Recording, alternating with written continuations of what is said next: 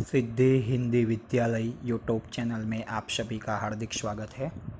विद्यार्थी मित्रों, आज हम कक्षा 9 विज्ञान और टेक्नोलॉजी विषय में चैप्टर नंबर 4 परमाणु की संरचना के बारे में अभ्यास करेंगे। सर्वप्रथम हम परमाणु के संरचना के बारे में प्राथमिक ख्याल, परमाणु की संरचना का प्राथमिक ख्याल डिस्कस करेंगे।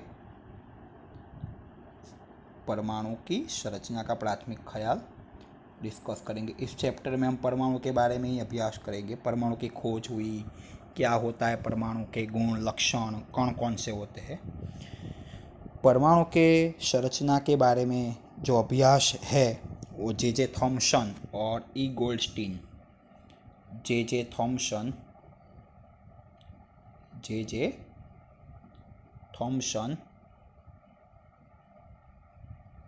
और ई गोल्डस्टीन ने किया था। परमाणु की संरचना के बारे में जो अभ्यास है वो जे थॉमसन और ई गोल्डस्टीन ने किया था। ईस्वी सन 1886 में ई गोल्डस्टीन ये वैज्ञानिक ने वायु विभार नली का प्रयोग किया था। 1886 में ई गोल्डस्टीन नामक वैज्ञानिक ने वायु विभार नली का प्रयोग किया था। यह प्रयोग के दौरान उन्होंने वायु विभार नली में धन विज आवेशित विकिरणों की नोंद ली थी। इस प्रयोग के दौरान वायु विभार नली में उन्होंने वायु विभार नली में धन आवेशित किरणों की नोंद ली थी। यह धन विज आवेशित विकिरण को कैनाल किरण के रूप में पहचानने में आते हैं। धन आवेशित विकिरणों को क्या कहते हैं? कैनाल किरणों के रूप में पहचानने में आता है। कैनाल किरणों के रूप में पहचाना जाता है। यह कैनाल किरण ही अपरमाणवीय कणों को खोजने के लिए प्रेरित करता है। यह कैनाल किरण अन्य अपरमाणवीय कणों की खोज करने के लिए प्रेरित करता है। सन 1900 में ऐसा पता चला कि परमाणु सामान्य और अविभाज्य नहीं है, परंतु वो कम से कम एक अपरमाणवीय कण रखता है। मतलब उसके अंतर्गत कम से कम एक अपरमाणवीय कण होते हैं। 1900 में क्या पता चला? परमाणु सामान्य और अविभाज्य नहीं है। परमाणु सामान्य और अविभाज्य नहीं है, परंतु वो कम से कम एक परमाणु का बना होता है। कम से कम एक अपरमाणवीय कण होता है। जे थॉमसन नामक वैज्ञानिक ने इस अपरमाणवीय कण की जो पहचान दी वो इलेक्ट्रॉन के रूप में दी। उन्होंने बोला कि परमाणु कम से कम एक अपरमाणवीय कण रखता है। जे थॉमसन ने यह अपरमाणवीय कण की जो पहचान दी वो इलेक्ट्रॉन के रूप में दी। प्रोटॉन विज आवेश की तीव्रता इलेक्ट्रॉन जितनी परंतु विरुद्ध चिन्ह वाली थी। प्रोटॉन की जो विज आवेश था उसकी तीव्रता इलेक्ट्रॉन जितनी थी परंतु विपरीत आवेश वाली थी। प्रोटॉन का द्रव्यमान इलेक्ट्रॉन के द्रव्यमान से 2000 गुना अधिक होता है। जो प्रोटॉन का द्रव्यमान है, प्रोटॉन का द्रव्यमान इलेक्ट्रॉन के द्रव्यमान से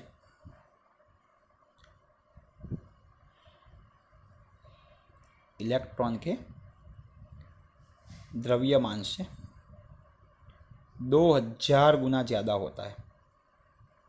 कितना? 2000 गुना ज़्यादा होता है। सामान्य रूप से इलेक्ट्रॉन को E- और प्रोटॉन को P+ के द्वारा दर्शाया जाता है। इलेक्ट्रॉन को E- और प्रोटॉन को P+ संज्ञा के द्वारा दर्शाया जाता है।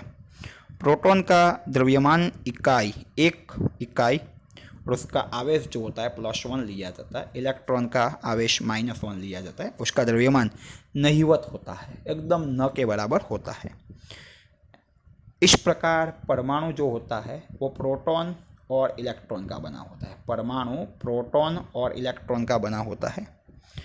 उसमें प्रोटॉन को सरलता से दूर नहीं कर सकते, जबकि इलेक्ट्रॉन केंद्र के बाहर के भाग में होने से इलेक्ट्रॉन को हम आसानी से दूर कर सकते हैं।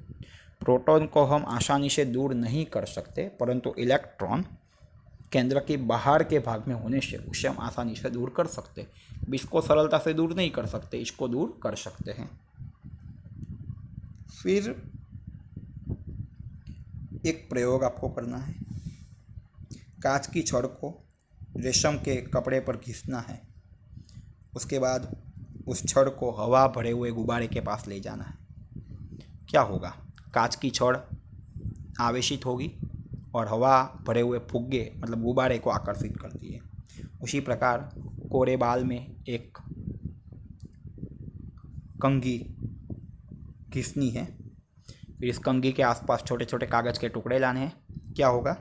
छोटे छोटे कागज़ के टुकड़े कंघी पर चिपक जाएंगे, मतलब यहाँ पर कंघी बीजावेशित बनेगी।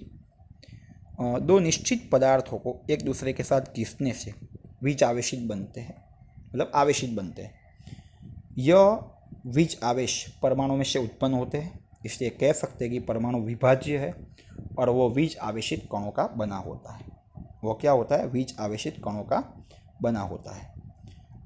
कैनाल किरण किसे कहते हैं? कैनाल किरण किसे कहते हैं? तो वायु विभार नली के प्रयोग दौरान उत्पन्न होने वाले धन बीज आवेशित विकिरणों को वायु विभार नली के प्रयोग दौरान उत्पन्न होने वाले धन बीज आवेशित विकिरणों को कैनाल किरण कहते हैं। वायु विभार नली के प्रयोग दौरान उद्भवित धन बीज आवेशित विकिरणों को कैनाल किरण के रूप में पहचाना जाता है। यदि कोई परमाणु में एक प्रोटॉन और एक इलेक्ट्रॉन हो तो बीज आवेशित होगा या नहीं होगा? यदि परमाणु बीज आवेश की दृष्टि से उदासीन है तो उसके अंतर्गत धन आवेश और ऋण आवेश वाले कणों की संख्या भी कैसी होती है? समान होती है।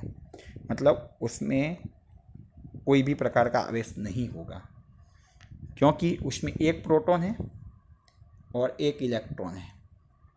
मतलब कुल धन आवेश कितना है? +1। कुल ऋण आवेश कितना है? -1। मतलब वो उदासीन होगा, क्योंकि कोई भी पर उसमें धन बीज आवेशित और ऋण बीज आवेशित कणों की संख्या कैसी होती है? समान होती है। डाल्टन के अनुसार, डाल्टन के अभिप्राय के अनुसार परमाणु अविभाज्य और अविनाशी है। डाल्टन के अनुसार, डाल्टन ने जो कहा उस अनुसार परमाणु अविभाज्य और अविनाशी है।